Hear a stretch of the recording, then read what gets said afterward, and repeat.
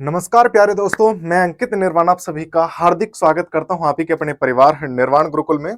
आज का जैसे कि आप देख सकते हो कि नीट 2025 में कुछ एक लेटेस्ट अपडेट आया है। और अपडेट क्या है, मैं आपको एक चीज बताने जा रहा हूं कि क्या क्या चीजों के बारे में अपडेट आने वाला है। ऑफिशियल आंसर शीट कब रिलीज होगी इसके बारे में, यानी कि जो बच्चे बहुत टाइम से वेट कर रहे हैं कि सर पता नहीं आंसर शीट कब रिलीज होगी कब नहीं होगी, क्या मैटर चल रहा है, क्यों नहीं रिलीज हो पा रही, उस सब चीजों का जवाब मैं देने वाला हूं। रिजल्ट क्यों डिले हो रहा है इसका भी रिस्पॉन्स आपको मिलेगा, कब तक रिजल्ट आएगा ये भी मैं आपको बताने वाला हूं। ओएमआर रिस्पॉन्स शीट जो है वो आपका अभी तक क्या उसका रिस्पॉन्स है, क्यों नहीं मिल पा रही है अभी जो भी कुछ है, और एमपी हाई कोर्ट में क्या चल रहा है जिसकी वजह से अभी ये सिस्टम गड़बड़ाया हुआ है। मैं आपको शॉर्ट में बताऊंगा, ज्यादा आपका टाइम नहीं लेता।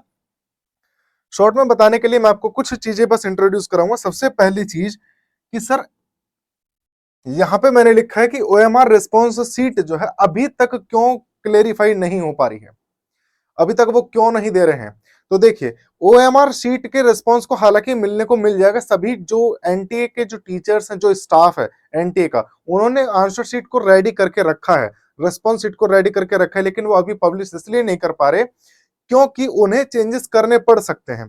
और चेंजेस करने क्यों पड़ सकते हैं वो भी मैं आपको बात बता देता हूं कि जब एनटीए का जो केस चल रहा है एमपी हाई कोर्ट में, एमपी हाई कोर्ट में केस का मतलब क्या है, देखिए जो एमपी के इंदौर में और एमपी के कुछ अलग अलग जगहों पे जो एग्जाम्स कंडक्ट हुए थे उस टाइम पे नीट के 2025 में, तो उस दौरान वहां पे कुछ फैसिलिटीज प्रॉपर ना प्रोवाइड होने की वजह से वहां के बच्चों ने उस पर केस डाल दिया एनटीए पर कि सर हमें लाइट वगैरह बीच में चली गई, हमारी कनेक्टिविटी ब्रेक हो गई, हमारा ये हो गया, बहुत सारी उनकी शिकायतें थी जिसकी वजह से उन सारे बच्चों ने मिलकर के कंप्लेंट उसमें डाल दी हाई कोर्ट में, एमपी हाई कोर्ट में। अब एमपी हाई कोर्ट ने फिर केस डाला सीधा एनटीए के लिए, यानी कि एनटीए और एमपी हाई कोर्ट अब आमने सामने खड़े हैं बिल्कुल एकदम केस को लेकर के कि जी हमारा कसूर नहीं, वो कहता है कि बच्चों का कसूर भी नहीं है। तो उसी चीज को सुलझाने के लिए आंसर शीट रेडी, लेकिन जो बच्चे अपना फैसिलिटीज प्रोवाइड ना होने की वजह से जो उनके रिस्पॉन्स छूट गए थे या हो नहीं पाए थे प्रॉपरली, तो उनके रिस्पॉन्स को क्लेरिफाई करने के लिए कि इनके नंबर मार्क्स बढ़ भी सकते हैं घट भी सकते हैं, इस वजह से रिस्पॉन्स सीट को अभी तक डिले करके रखा है। क्योंकि रिस्पॉन्स सीट को डिले करने का एकमात्र कारण है सर आंसर सीट तो आ जानी चाहिए थी, बच्चे मार्क्स अपने बिल्कुल अपने अकॉर्डिंग लगा सकते हैं, बिल्कुल लगा सकते हैं, कोई दिक्कत नहीं है, और ये पूरा चांस आ भी सकता है। लेकिन मैं आपको बताऊं रैंकिंग के सिस्टम की अगर मैं बात करूं तो वो रिजल्ट में काम आएगा, और रिजल्ट में रैंकिंग की वजह से थोड़ा सा डिले हो सकता है, क्योंकि एनटीए नहीं चाहता कि मुझे बार बार रिजल्ट को डिस्प्ले करना पड़े। जैसे कि मैं आपको बात बताऊं, जो लास्ट ईयर में यानी कि पिछली बार 14 जून को आपका ये होना रिजल्ट पब्लिश होना था, लेकिन एग्जाम के रिजल्ट के डेट से 10 दिन पहले ही 4 जून को उन्होंने डिस्प्ले कर दिया, और उस डिस्प्ले करने की वजह से उस रिजल्ट में बहुत सारी गड़बड़ियां हुई। जैसे कि 720 मार्क्स आए बहुत सारे बच्चों के, बहुत सारे बच्चों के 719 मार्क्स आए, जो कि पॉसिबल ही नहीं है भाई। 719 मार्क्स किस बेसिस पे लेकर आ जाएगा कोई बच्चा, अगर एक क्वेश्चन छोड़ेगा तो 4 नंबर जाएंगे जाएंगे, है ना। तो वहां पे 719 तो टेक्निकल पॉसिबल है ही नहीं। तो ऐसी बहुत सारी मिस्टेक्स हुई जिनकी वजह से उसने कहा कि सर मेरे से ना जल्दबाजी के चक्कर में मिस्टेक होगी, आगे से मैं ऐसा नहीं करूंगा।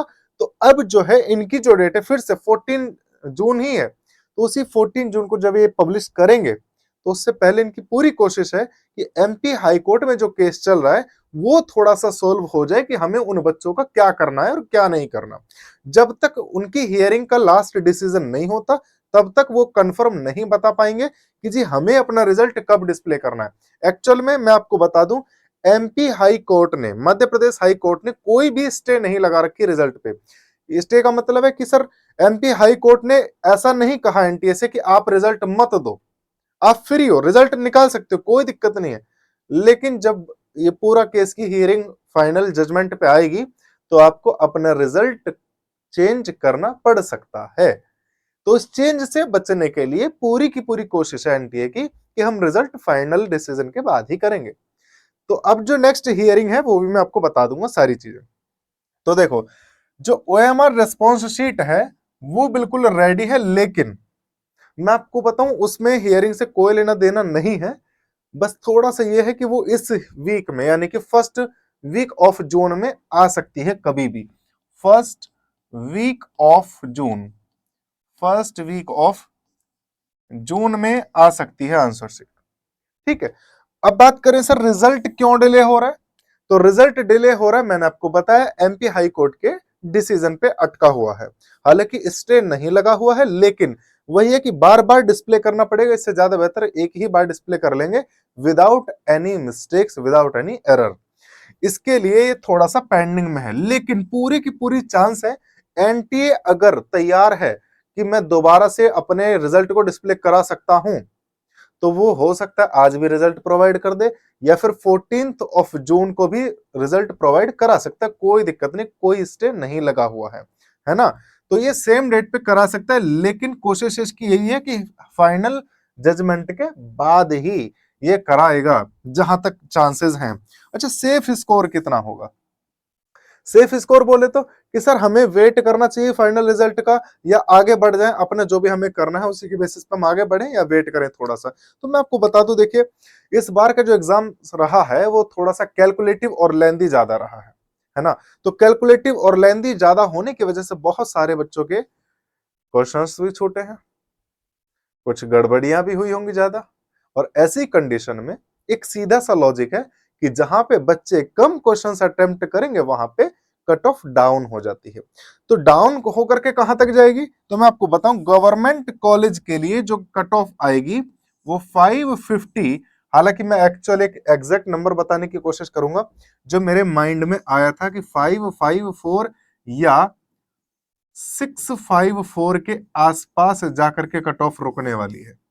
लेकिन मैं फिर भी एक ओवरऑल वैल्यू देने वाला हूं कि 550 से 600 यानी कि 600 के बीच में कट ऑफ रहने वाली है। अब जिन बच्चों के इस वैल्यू से या इस वैल्यू के बीच में या इस वैल्यू से ऊपर है, तो वो बिल्कुल निश्चिंत रहें कि जी हमें हमारा सिलेक्शन हो गया गवर्नमेंट कॉलेज में, कोई दिक्कत नहीं। बस अब वो ये सोचे कि हमें अब आगे कौन से वाले कोर्स में एडमिशन लेना है।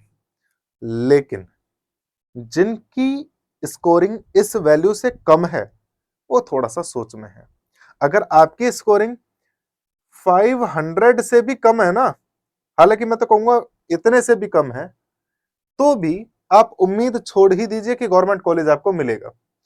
तो रिजल्ट के वेट ना करें, अपना कोई दोबारा से तैयारी करो नेट की, या फिर जो आपका मन हो वो करिए। लेकिन इतने से कम है तो बिल्कुल उम्मीद छोड़ दीजिए। अगर इतने से इतने के बीच में है तो आपको वेट करना चाहिए, और अगर 600 से ऊपर है तो वेट मत करो, तैयारी करो बस एडमिशन की, और कुछ नहीं आएगी, कोई भी दिक्कत नहीं होगी। ठीक है, तो भैया सीधी सीधी बात याद रखना कि इस वैल्यू से कम हो तो उम्मीद छोड़ दो, रिजल्ट आए ना आए कोई फर्क नहीं पड़ता। क्योंकि भाई दोबारा से तैयारी करनी पड़ेगी, तो अपना एडमिशन ले लो कहीं ना कहीं दोबारा से तैयारी के लिए बेहतर, है ना। इसके बीच में है तो आपको थोड़ा सा सस्पेंस थ्रिलर बना हुआ है कि पता नहीं क्या होगा, रिजल्ट में कैसा होगा, कहीं फेल ना हो जाए, कहीं घर वाले ना। सोचना कुछ नहीं है, बस एक बात है, आप बिल्कुल बॉर्डर लाइन पे हैं।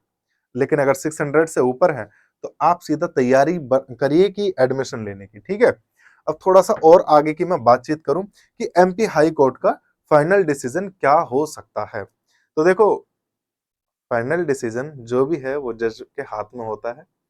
वो ना तो मैं आपको क्लेरिफाई करके बता सकता, ना कोई और क्लेरिफाई करके बता सकता, उसमें कोई दिक्कत नहीं है। ठीक है, तो यही था बस आज का अपडेट, लेटेस्ट अपडेट। इसके बाद में जैसे ही कोई अपडेट आता है मैं आपको तुरंत बता दूंगा, तुरंत में मतलब 2-4 घंटे थोड़ा सा डिले हो सकता है, तो मैं आपको बता दूंगा सेम डे पे। ठीक है, तब तक के लिए जय हिंद, जय भारत।